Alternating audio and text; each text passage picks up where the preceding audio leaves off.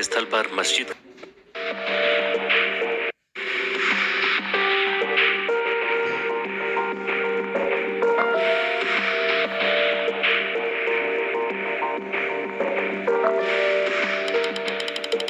साल 1528 अयोध्या में एक ऐसे स्थल पर मस्जिद का निर्माण किया गया जिसे कुछ हिंदू अपने आराध्य देवता राम का जन्म स्थान मानते थे।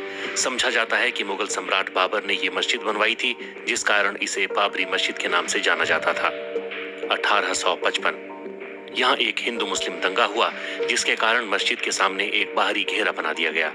इस कार्रवाई ने हिंदुओं को आंतरिक आंगन तक पहुंचने से रोक दिया, जिससे उन्हें बाहरी आंगन में एक मंच पर प्रसाद चढ़ाने के लिए प्रेरित किया गया। साल 1856-57 इस दौरान हनुमानगढ़ी और बाबरी मस्जिद के आसपास एक सांप्रदायिक दंगा हुआ। ऐतिहासिक वृतांत बताते हैं कि घटना से पहले मुसलमानों और हिंदुओं दोनों की पहुंच पूजा के लिए मस्जिद क्षेत्र तक थी। दंगा औपनिवेशिक सरकार को सत्ता हस्तांतरण के साथ हुआ, जिसके परिणाम स्वरूप मस्जिद के बाहर एक ईंट की दीवार की रेलिंग स्थापित की गई। 1859 ब्रितानी शासकों ने विवादित स्थल पर बाड़ लगा दी और परिसर के भीतरी हिस्से में मुसलमानों को और बाहरी हिस्से में हिंदुओं को प्रार्थना करने की अनुमति दे दी। 1885 महंत रघुवर दास ने राम जन्मस्थान के महंत होने का दावा करते हुए एक मुकदमा दायर किया, जिसे 1885 का मुकदमा के रूप से जाना जाता है। उन्होंने बाहरी प्रांगण में राम चबूतरा पर मंदिर बनाने के लिए अनुमति मांगी। 1934 में एक सांप्रदायिक घटना घटी, जिससे मस्जिद को नुकसान पहुंचा। हालांकि इसे बाद में बहाल कर दिया गया। दस्तावेजों से पता चलता है कि औपनिवेशिक प्रशासन ने मस्जिद की मरम्मत और नवीनीकरण को मंजूरी दे दी। साथ ही घटना के दौरान मस्जिद को हुए नुकसान के लिए हिंदुओं पर जुर्माना लगाया गया। 1949 मस्जिद में भगवान राम की मूर्तियां मिली। कथित तौर पर कुछ हिंदुओं ने ये मूर्तियां वहां रख दी थी। सरकार साइट को विवादित क्षेत्र घोषित करती है और प्रवेश द्वार पर ताला लगा देती है। 16 दिसंबर 1949 को के नैयर ने उत्तर प्रदेश के गृह सचिव गोविंद नारायण को बाबरी मस्जिद स्थल पर एक ऐतिहासिक मंदिर के बारे में सूचित किया। बाद में नैयर भारतीय जनसंघ के उम्मीदवार के रूप में लोकसभा के सदस्य बने। 1984 कुछ हिंदुओं ने विश्व हिंदू परिषद के नेतृत्व में भगवान राम के जन्मस्थल को मुक्त करने और वहां राम मंदिर का निर्माण करने के लिए एक समिति का गठन किया। बाद में इस अभियान का नेतृत्व भारतीय जनता पार्टी के लालकृष्ण आडवाणी ने संभाल लिया। पहली रथ यात्रा साल 1984 में बिहार के सीतामढ़ी से शुरू हुई और अक्टूबर में अयोध्या पहुंची। 1986 जिला मजिस्ट्रेट ने हिंदुओं को प्रार्थना करने के लिए विवादित मस्जिद के दरवाजे पर से ताला खोलने का आदेश दिया। मुसलमानों ने इसके विरोध में बाबरी मस्जिद संघर्ष समिति का गठन किया। साल 1989 विश्व हिंदू परिषद ने राम मंदिर निर्माण के लिए अभियान तेज किया और विवादित स्थल के नजदीक राम मंदिर का शिलान्यास किया। साल 1990 विश्व हिंदू परिषद के कार्यकर्ताओं ने बाबरी मस्जिद को कुछ नुकसान पहुंचाया। तत्कालीन प्रधानमंत्री चंद्रशेखर ने वार्ता के जरिए विवाद सुलझाने के प्रयास किए, मगर अगले वर्ष वार्ताएं विफल हो गईं। लालकृष्ण आडवाणी ने आंदोलन के लिए समर्थन बढ़ाने के मकसद से गुजरात के सोमनाथ से अयोध्या तक रथ यात्रा शुरू की। इस बीच सांप्रदायिक दंगे भड़क उठे।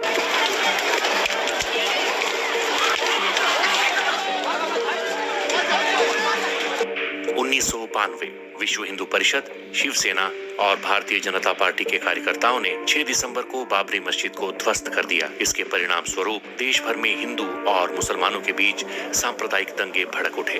दंगों में 2000 से ज्यादा लोग मारे गए।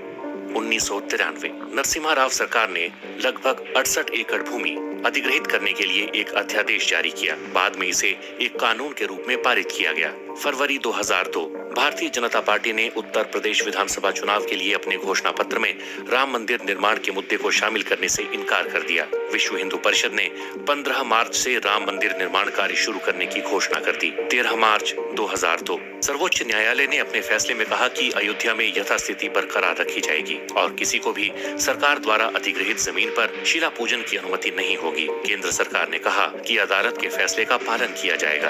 अप्रैल 2003 में इलाहाबाद हाईकोर्ट के निर्देश पर पर पुरातात्विक सर्वेक्षण विभाग ने विवादित स्थल की खुदाई शुरू की। जून महीने तक खुदाई चलने के बाद आई रिपोर्ट में कहा गया कि उसमें मंदिर से मिलते जुलते अवशेष मिले हैं। मई 2003 सीबीआई ने 1992 में अयोध्या में बाबरी मस्जिद गिराए जाने के मामले में तत्कालीन उप प्रधानमंत्री लाल कृष्ण आडवाणी समेत 8 लोगों के खिलाफ पूरक आरोप पत्र दाखिल किए। अगस्त 2003 भाजपा नेता और प्रधानमंत्री अटल बिहारी वाजपेयी और उप प्रधानमंत्री लाल कृष्ण आडवाणी ने राम मंदिर निर्माण के लिए एक विशेष विधेयक लाने के वीएचपी के अनुरोध को अस्वीकार कर दिया। अप्रैल 2004 आडवाणी ने अयोध्या में अस्थायी राम मंदिर में पूजा की और कहा कि मंदिर का निर्माण जरूर किया जाएगा। 28 जुलाई 2005 लाल कृष्ण आडवाणी बाबरी मस्जिद विध्वंस मामले में रायबरेली की एक अदालत में पेश हुए। अदालत ने लाल कृष्ण आडवाणी के खिलाफ आरोप तय किए। 20 अप्रैल 2006 कांग्रेस के नेतृत्व वाली यूपीए सरकार ने लिब्राहान आयोग के सामने लिखित बयान में आरोप लगाया कि बाबरी मस्जिद को ढहाया जाना सुनियोजित षड्यंत्र का हिस्सा था और इसमें भाजपा, राष्ट्रीय स्वयंसेवक संघ, बजरंग दल और शिवसेना की मिली भगत थी। 24 नवंबर 2009 लिब्राहान आयोग की रिपोर्ट संसद के दोनों सदनों में पेश हुई। आयोग ने अटल बिहारी वाजपेयी और मीडिया को दोषी ठहराया और नरसिम्हा राव को क्लीन चिट दे दी। 30 सितंबर 2010 इलाहाबाद उच्च न्यायालय की लखनऊ बेंच ने अयोध्या में विवादित भूमि को 3 हिस्सों में बांट दिया। सुन्नी वक्फ बोर्ड, निर्मोही अखाड़ा और रामलला विराजमान को मुस्लिम और हिंदू वादियों के बीच 2:1 के अनुपात में 1/3 भूमि आवंटित की गई थी। 21 मार्च 2017 पूर्व मुख्य न्यायाधीश खेहर ने सभी पक्षों के बीच अदालत के बाहर समाधान का सुझाव दिया। साल 2019 में ही सुप्रीम कोर्ट ने पूरी विवादित जगह को रामलला को सौंपने का आदेश दिया। वहीं सुन्नी वक्फ बोर्ड को मस्जिद बनाने के लिए 5 एकड़ जमीन आवंटित की। साल 2020 5 अगस्त को राम मंदिर के लिए भूमि पूजन का कार्यक्रम रखा गया। 22 जनवरी 2024 नए राम मंदिर का अयोध्या में उद्घाटन होगा।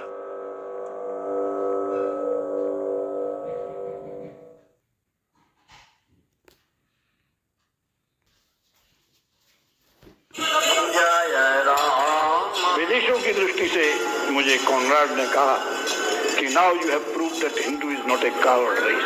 तो विदेशों में ये सिद्ध हुआ कि हिंदू कायर है।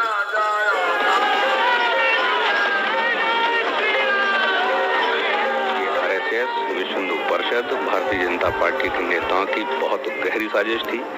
उस साजिश की भनक मुझे अंत तक लगने नहीं दी।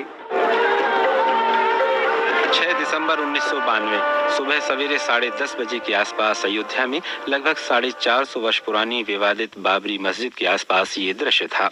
कुछ कट्टरपंथी हिंदू संगठनों द्वारा उस दिन अयोध्या में मस्जिद के निकट ही राम मंदिर निर्माण के लिए एक सांकेतिक कार सेवा करने की घोषणा की गई थी। स्थानीय प्रशासन के अनुसार इस कार सेवा में भाग लेने के लिए देश भर से लगभग 1.5 लाख लोग 2 दिन पहले ही अयोध्या पहुंच गए थे। लेकिन 6 दिसंबर को 1.5 घंटे के अंदर ही नजारा बदल गया। जो भीड़ मंदिर के लिए कार सेवा करने के लिए इकट्ठा हुई थी, अचानक सब कुछ भूलकर मस्जिद तोड़ने में जुट गई।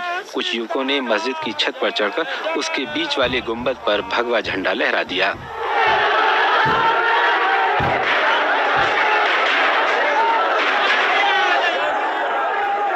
खुद खाने ना किसी को काट कर देना, हर काम की जिम्मेदारी मेरी। ये खाने पीने की चीज भी मैं ही करके दूंगी। तू ना चुप होकर रह ले। मुझे पता दिमाग खराब है, तो मेरा भी मत कर खराब। मेरा तो वैसे ही खराब रहा है, मेरा सही कब रहा है, बोल दे तो तेरा तो खराब ही हो रहा है। मैंने पहले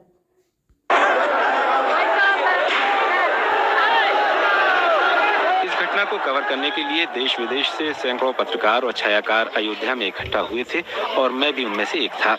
बीबीसी के तत्कालीन दिल्ली ब्यूरो प्रमुख मार्क टली के साथ इस घटना को अपनी आंखों से देख रहा था। जैसे ही बाबरी मस्जिद को ढाए जाने की कार्यवाही शुरू हुई, करीब 11:30 बजे मार्क टली अपनी रिपोर्ट भेजने के लिए फैजाबाद रवाना हो गए। सुनिए इस घटना का ब्यौरा स्वयं मार्क के शब्दों में। मैंने लिखा था कि सब पुलिस के इंतज़ाम फेल्ड हो गया और लोग तो घुसपैठ किया मस्जिद के अंदर में, और मुझे मालूम नहीं है कि इनको कैसे रोकेंगे, कि अगर सरकार उनको रोक सकेंगे या नहीं रोक सकेंगे। फिर उसके बाद मैं वापस गया अयोध्या और कई लोग ने मुझे गिरफ्तार किया, मुझे नज़रबंद किया एक मंदिर के कमरा में। शाम होते होते मुगलकालीन बादशाह बाबर के दौर में बनवाई गई 450 वर्ष पुरानी यह ऐतिहासिक मस्जिद पूरी तरह ध्वस्त हो गई और इसे ध्वस्त करने वाले कार सेवक इसका काफी मलबा भी अपने साथ उठा कर ले गए। और अगले दिन सवेरे इस मलबे पर बांस की बल्लियों और कपड़े से ढका एक मंदिर नजर आया जिस पर भगवा लहरा रहा था और वहां रामलला की मूर्तियां विराजमान थीं। इस घटना ने समूचे भारतीय समाज को झकझोर डाला। इसकी प्रतिक्रिया न सिर्फ भारत में बल्कि विदेशों में भी हुई और पाकिस्तान तथा बांग्लादेश में कई हिंदू मंदिर गिरा दिए गए। भारत के कई राज्यों और शहरों में सांप्रदायिक दंगे शुरू हो गए और सप्ताह भर के अंदर ही करीब 1,500 लोग इन दंगों में मार डाले गए। बाबरी मस्जिद को गिराए जाने की कार्रवाई 6 दिसंबर 1992 को ही नहीं हुई बल्कि इससे पहले भी कई प्रयास किए गए और 1990 में जब उत्तर प्रदेश में मुलायम सिंह यादव के नेतृत्व वाली जनता दल सरकार थी उस समय भी कुछ कार सेवक बाबरी मस्जिद को ढाने के लिए उसके ऊपर चढ़ गए थे, लेकिन तब राज्य सरकार द्वारा गोली चलाई गई और उसमें 16 लोग मारे गए थे। ऐसे में सवाल उठता है कि फिर 1992 में अयोध्या में बाबरी मस्जिद को ढाए जाने के लिए दोषी कौन था। ज्यादातर लोग इस घटना के लिए संघ परिवार, भारतीय जनता पार्टी के कुछ नेताओं और उत्तर प्रदेश के तत्कालीन मुख्यमंत्री कल्याण सिंह को जिम्मेदार ठहराते हैं, लेकिन कल्याण सिंह इसका खंडन करते हैं। विश्व हिंदू परिषद के उपाध्यक्ष आचार्य गिरिराज किशोर का कहना है कि कल्याण सिंह राजनीतिक कारणों से अब अपने बयान बदल रहे हैं, हालांकि उस समय उन्होंने इस घटना पर गर्व किया था। पर बाबरी मस्जिद के लिए आंदोलन चलाने वाले मुस्लिम नेता सैयद शहाबुद्दीन इसका दोष तत्कालीन प्रधानमंत्री पीवी नरसिम्हा राव को देते हैं, लेकिन तत्कालीन प्रधानमंत्री पीवी नरसिम्हा राव ने इसके लिए उस समय की राज्य सरकार को ही दोषी ठहराया था। उसी समय एक निजी टीवी चैनल को इंटरव्यू देते हुए जिसके कुछ अंश बीबीसी टेलीविजन पर भी प्रसारित किए गए, उनका कहना था, I have reason to believe that it was the result of planning, pre-planning, taking each small bit, each small event, each small reaction. मेरे पास ये समझने के पर्याप्त कारण हैं कि ये घटना सुनियोजित तरीके से की गई। राज्य सरकार और उसके नेताओं की अगर छोटी छोटी बातों को देखें, उनके भाषण देखें, तो वे अलग अलग बयान दे रहे थे। अदालत में कुछ और बाहर कुछ और। उन्होंने सुप्रीम कोर्ट में हलफनामा दाखिल किया था कि मस्जिद को किसी प्रकार का नुकसान नहीं पहुंचाया जाएगा, मगर जब ये हुआ तो उसे रोकने के लिए कोई कदम नहीं उठाया। इन सब बातों को देखते हुए मुझे लगता है कि यह स्वतः स्फूर्त घटना नहीं हो सकती और मैं पूर्ण रूप से आश्वस्त हूं कि मस्जिद गिराने की यह घटना पहले से नियोजित थी। ये थे नरसिम्हा राव के शब्द। पर सवाल ये उठता है कि जब अयोध्या में ये घटना हुई तो प्रधानमंत्री क्या कर रहे थे, उन्होंने कोई कदम क्यों नहीं उठाया। पीवी नरसिम्हा राव का जवाब था, What more can you do than giving the state government 192 companies of the central forces, paramilitary forces, which राज्य सरकार को अर्धसैनिक और केंद्रीय बलों की 192 कंपनियां देने के अलावा और ज्यादा किया भी किया जा सकता था, जिनकी तादाद 11-12 हजार से के करीब थी और वे हथियारों से लैस थे। राज्य सरकार ने उनका इस्तेमाल नहीं किया और संविधान सुरक्षा बलों को अपने आप काम करने की इजाजत नहीं देता। राज्य सरकार ने इन सुरक्षा बलों की सेवाएं लेने में कोई रुचि नहीं दिखाई, जो अयोध्या से सिर्फ 5 मिनट की दूरी पर फैजाबाद में थे। और इतना ही नहीं, तत्कालीन मुख्यमंत्री की ओर से आदेश दिए गए थे कि कार सेवकों के खिलाफ कोई कार्यवाही न की जाए और इसलिए स्थिति बेकाबू हो गई, बल्कि मैं तो ये कहूंगा कि उसको बेकाबू हो जाने दिया गया। अयोध्या में बाबरी मस्जिद राम जन्मभूमि विवाद यूं तो कई सौ वर्षों पुराना बताया जाता है, क्योंकि हिंदुओं के एक वर्ग का ये मानना है कि बाबरी मस्जिद ठीक उसी स्थान पर बनाई गई जो भगवान रामचंद्र का जन्म स्थान है। लेकिन इस विवाद की शुरुआत 23 दिसंबर 1949 को उस समय कानूनी रूप से हुई थी, जब वहां कथित रूप से मूर्तियां रख दी गई थीं। अयोध्या में बाबरी मस्जिद ढाए जाने की घटना को 7.5 वर्ष से ज्यादा समय हो गया है, लेकिन अभी तक इस घटना के दोषी लोगों को सजा मिलना तो दूर, उनकी पहचान तक नहीं हो सकी है। हालांकि लखनऊ की एक विशेष अदालत में संघ परिवार, विश्व हिंदू परिषद, बजरंग दल और भारतीय जनता पार्टी के कई वरिष्ठ नेताओं तथा सांसदों के खिलाफ मुकदमा चल रहा है, जिनमें केंद्रीय गृह मंत्री लालकृष्ण आडवाणी और मानव संसाधन विकास मंत्री डॉक्टर मुरली मनोहर जोशी तथा पूर्व मुख्यमंत्री कल्याण सिंह के नाम उल्लेखनीय हैं। साथ ही तत्कालीन केंद्र सरकार ने इस घटना के कारणों की जांच के लिए जस्टिस लिब्राहन की अध्यक्षता में एक आयोग का गठन किया था, जिसकी सुनवाई भी जारी है। पर इस आयोग को नतीजे पर पहुंचने में कितना समय लगेगा, अभी कुछ नहीं कहा जा सकता।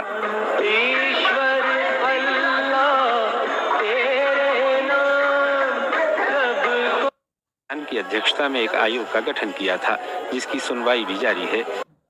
पार्टी के कई वरिष्ठ नेताओं तथा सांसदों के खिलाफ मुकदमा चल रहा है, जिनमें केंद्रीय गृह मंत्री लालकृष्ण आडवाणी और मानव संसाधन विकास मंत्री डॉक्टर मुरली मनोहर जोशी तथा पूर्व मुख्यमंत्री कल्याण सिंह के नाम उल्लेखनीय हैं। साथ ही तत्कालीन केंद्र सरकार ने इस घटना के कारणों की जांच के लिए जस्टिस लेब्राहन की अध्यक्षता में एक आयोग का गठन किया था, जिसकी सुनवाई भी जारी है। पर इस आयोग को नतीजे पर पहुंचने में कितना समय लगेगा, अभी कुछ नहीं कहा जा सकता।